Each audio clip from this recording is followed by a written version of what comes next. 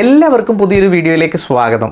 എൻ്റെ ജീവിതത്തിൽ ഏറ്റവും സന്തോഷം നിറഞ്ഞ എന്ന് വെച്ചാൽ ജീവിത സാഫല്യം, സ്വപ്ന സാക്ഷാത്കാരം എന്നൊക്കെ പറയില്ലേ, അതുപോലൊരു സ്വപ്ന സാക്ഷാത്കാരത്തിൻ്റെ കഥ പറയാനാണ് ഞാൻ ഈ വീഡിയോ ചെയ്യുന്നത്. സാധാരണയായി ഞാൻ വായിക്കുന്ന പലരുടെയും പുസ്തകങ്ങളെ പരിചയപ്പെടുത്തുന്ന വീഡിയോ ആണ് ഇവിടെ ഇടാറുള്ളത്, ഈ ചാനലിലൂടെ ഇടാറുള്ളത്. എന്നാൽ ഇന്ന് തമ്പനെയിലിൽ കണ്ടതുപോലെ എൻ്റെ നോവലിനെ കുറിച്ച് പറയാനാണ് പോകുന്നത്. ഇതിൽ പറഞ്ഞിരിക്കുന്നത് നോവലിൻ്റെ ഉള്ളടക്കം, അതിൻ്റെ പബ്ലിഷിങ്ങായി ബന്ധപ്പെട്ട കാര്യങ്ങൾ, എഴുത്തിൻ്റെ നാൾ വഴികൾ, അതിനെക്കുറിച്ചൊക്കെയാണ്. അപ്പോൾ വീഡിയോ നിങ്ങൾ മുഴുവനായിട്ടും കാണുക. എൻ്റെ ഈ ചാനലിലുള്ള സബ്സ്ക്രൈബേഴ്സിനെ എടുത്തു നോക്കിയാൽ അതിൽ എന്നെ നേരിട്ട് അറിയാവുന്നവർ വളരെ ചുരുക്കമായിരിക്കും. അതിൻ്റെ കാരണം ഞാൻ ചെയ്യുന്ന വീഡിയോയുടെ ലിങ്ക്, അതുപോലെ ചാനൽ ലിങ്ക് ഒന്നും തന്നെ എൻ്റെ ബന്ധുക്കൾക്കോ ഫ്രണ്ട്സിനോ നാട്ടുകാർക്കോ അയച്ചു കൊടുക്കുകയോ സോഷ്യൽ മീഡിയ വഴി പരസ്യപ്പെടുത്തുകയോ ചെയ്തിട്ടില്ല. എന്നാൽ അതിൽ നിന്നൊക്കെ വ്യത്യസ്തമായി ഈ വീഡിയോ കാണുന്നവരിൽ കൂടുതൽ പേരും എന്നെ അറിയാവുന്നവരും എനിക്കറിയാവുന്നവരുമായിരിക്കും. ഞാൻ എന്നെ ഒന്ന് പരിചയപ്പെടുത്തിയതിന് ശേഷം നോവലിലേക്ക് വരാം. ഞാൻ ലിജു. എൻ്റെ സ്വദേശം കണ്ണൂർ ജില്ലയിലുള്ള മട്ടന്നൂരാണ്. കോളേജ് പഠനം കഴിഞ്ഞ ഉടനെ നാട് വിട്ട ഒരാളാണ് ഞാൻ. നാട് വിട്ടു എന്ന് പറഞ്ഞാൽ നാട്ടിൽ നിന്ന് ഒളിച്ചോടിയതല്ല, മറിച്ച് പഠനത്തിനും ജോലിക്കും വേണ്ടി പോയതാണ്. 2 വർഷം കൊച്ചിയിലായിരുന്നു. പിന്നീട് 10 വർഷത്തിന് മേലെ ദുബായിലുണ്ടായിരുന്നു. 2022 ദുബായ് വിട്ടു. ആ വർഷം അവസാനത്തോടെ UK ഇപ്പോൾ വൈഫും മകളുമൊത്ത് UK താമസിക്കുന്നത്. പറഞ്ഞു ബോറടിപ്പിച്ചില്ല എന്ന് വിചാരിക്കുന്നു. ഇനി നോവലിനെ കുറിച്ച് സംസാരിക്കാം. 2022 മെയ് ജൂൺ മാസമാണ് ഞാൻ ഈ നോവൽ എഴുതാൻ തുടങ്ങിയത്. 2025 ജൂണോടുകൂടി ഈ നോവൽ എഴുതി പൂർത്തീകരിച്ചു. ജൂണിൽ എഴുതി തീർന്നെങ്കിലും ഇപ്പോഴാണ് പ്രസിദ്ധീകരണത്തിന് ഒരുങ്ങുന്നത്. പുതിയ എഴുത്തുകാരെ സംബന്ധിച്ചിടത്തോളം അവർ അഭിമുഖീകരിക്കുന്ന ഏറ്റവും വലിയ പ്രതിസന്ധി ഒരു പ്രസാധകരെ കിട്ടുക എന്നുള്ളതാണ്. ഞാൻ ആകെ കൂടി 3 പ്രസാധകരെയാണ് സമീപിച്ചത്. അതിലൊരാൾ പബ്ലിഷ് ചെയ്യാൻ തയ്യാറായി. പബ്ലിഷറിൻ്റെ പേരും നോവലിൻ്റെ പേരും ഞാനിവിടെ വെളിപ്പെടുത്തുന്നില്ല. അതിൻ്റെ കാരണം വീഡിയോയുടെ അവസാനം പറയാം. ഇതിൻ്റെ കവർ പ്രകാശനം അടുത്ത് തന്നെ ഉണ്ടാകും. അപ്പോൾ ഒരു വീഡിയോ കൂടി ചെയ്യാമെന്ന് വിചാരിക്കുന്നു. ഇനി നോവലിൻ്റെ ഉള്ളടക്കത്തെക്കുറിച്ചാണ്. നോവലിൻ്റെ പേര് കേട്ടാൽ നിങ്ങൾക്ക് ഇതൊരു രാഷ്ട്രീയ കഥയായി തോന്നിയേക്കാം. എന്നാൽ ഒരു പ്രണയ നോവലായി വായിക്കാനും വിലയിരുത്താനുമാണ് ഞാൻ ആഗ്രഹിക്കുന്നത്. ഈ കഥയുടെ കാലഘട്ടം എന്നത് 90കളിലാണ്.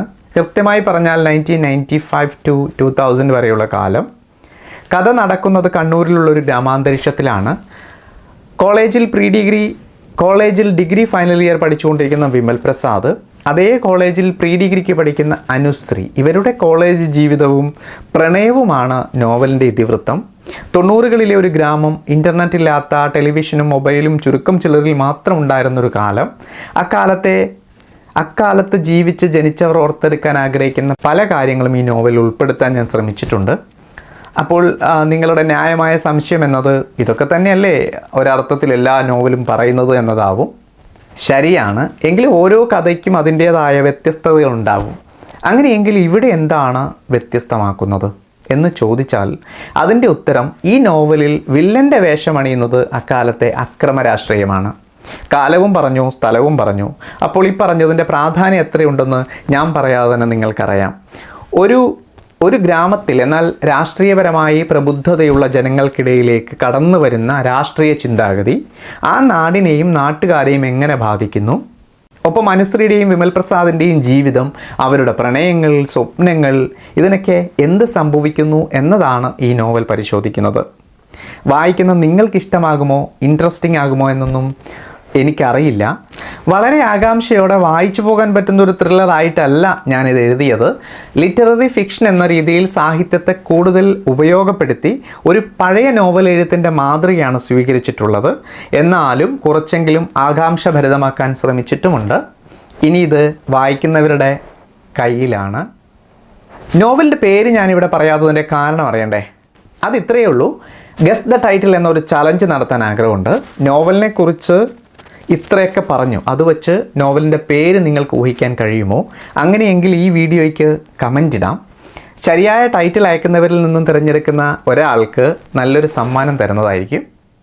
ഇനി ഇതിൻ്റെ അടുത്ത ഘട്ടം എന്ന് പറയുന്നത് കവർ പ്രകാശനം, അത് കഴിഞ്ഞ് പ്രീ ബുക്കിംഗ്, പിന്നെ പബ്ലിഷ്. ഇനിയുള്ള കാര്യങ്ങൾ വീഡിയോയിലൂടെ അപ്ഡേറ്റ് ചെയ്യാം. താല്പര്യമുള്ളവർ ഒന്ന് സബ്സ്ക്രൈബ് ചെയ്ത് വയ്ക്കുക. അങ്ങനെ വന്നാൽ ഇനിയുള്ള വീഡിയോസ് നിങ്ങളിലേക്ക് എത്തുന്നതായിരിക്കും. ഒരു കാര്യം കൂടി പറയാനുണ്ട്. അത് ഞാൻ ഈ ചാനലിൽ ഇട്ടിട്ടുള്ള ഇനി ഇടാൻ പോകുന്ന വീഡിയോസിനെ കുറിച്ചാണ്. ഞാൻ വായിക്കുന്ന പുസ്തകങ്ങളെ ഒന്ന് പരിചയപ്പെടുത്തുക മാത്രമാണ് ചെയ്യുന്നത്. ഒരു നോവൽ വായിച്ച് തീരാൻ 7 മുതൽ 10 മണിക്കൂർ വരെ സമയമെടുക്കും. അത്രയും ദൈർഘ്യമുള്ള ഒന്നിനെ 5-10 മിനിറ്റിനുള്ളിൽ ചുരുക്കി പറയുന്ന പണിയാണിത്. അതുകൊണ്ട് ഇതൊന്ന് കാണാൻ ശ്രമിക്കുക. കണ്ടാൽ നിങ്ങൾക്കുള്ള ഗുണം എന്തെന്ന് ചോദിച്ചാൽ, ഒരു സദസ്സിലിരിക്കുമ്പോൾ ആരെങ്കിലും ഈ പുസ്തകം വായിച്ചോ ആ പുസ്തകം വായിച്ചോ എന്ന് ചോദിച്ചാൽ അറിയാമെന്തെങ്കിലും പറയാൻ പറ്റും. ഒരു ഇന്ത്യൻ പ്രണയകഥ എന്ന സിനിമയിൽ ഫഹദിനോട് ചോദിക്കുന്നുണ്ട്, ഖസാക്കിൻ്റെ ഇതിഹാസം വായിച്ചു എന്ന്. അപ്പോൾ ഫഹദ് പറയും, ഖസാക്കിൻ്റെ വേറെ എന്താണ്ടൊക്കെയോ വായിച്ചിട്ടുണ്ട്, ഇതിഹാസം വായിച്ചിട്ടില്ല എന്നത്. ആ ഒരു ഹ്യൂമർ മനസ്സിലാക്കണമെങ്കിൽ പോലും പുസ്തകങ്ങളെക്കുറിച്ചും എഴുത്തുകാരെക്കുറിച്ചും അല്പമെങ്കിലും അറിവുണ്ടാകണം. നിങ്ങൾക്കതുപോലെ ഒരു അവസ്ഥ വരാതിരിക്കാൻ കൂടി എൻ്റെ വീഡിയോസ് കണ്ടാൽ പറ്റിയേക്കാമെന്ന് ഞാൻ കരുതുന്നു. അടുത്ത വീഡിയോയുമായി വീണ്ടും കാണാം. ഒരുപാട് നന്ദി.